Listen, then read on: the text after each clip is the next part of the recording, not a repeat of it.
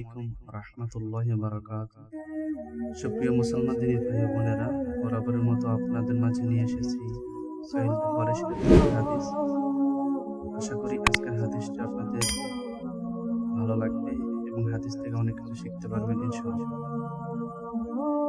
সম্মানিত বন্ধুগণ, আজকের হাদিস থাকছে আপনাদের জন্য হাদিস নং 228, খণ্ড নং প্রথম খণ্ড, ওযু অধ্যায়, সহিহ বুখারী শরীফ। হযরত আয়েশা রাদিয়াল্লাহু আনহা থেকে বর্ণিত, তিনি বলেন, ফাতেমা বিনতু আবু উবায়স রাদিয়াল্লাহু আনহা নবী করিম সাল্লাল্লাহু আলাইহি ওয়াসাল্লামের নিকট এসে বললেন, হে আল্লাহর রাসূল, আমি একজন রক্তপ্রদর রোগগ্রস্তা ইস্তেহাজা মহিলা। আমি কখনো পবিত্র হতে পারি না।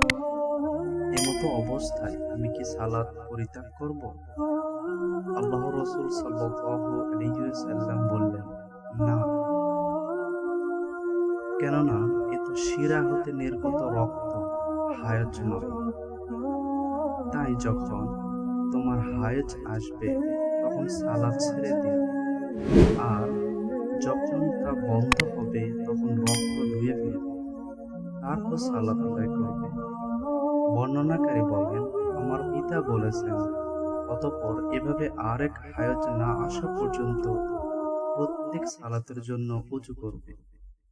আলহামদুলিল্লাহ, আজকের মতো এই পর্যন্তই। আশা করি সকলেই ভালো থাকবেন। সকলের প্রতি দোয়া। আসসালামু আলাইকুম ওয়া রাহমাতুল্লাহি ওয়া বারাকাতুহু।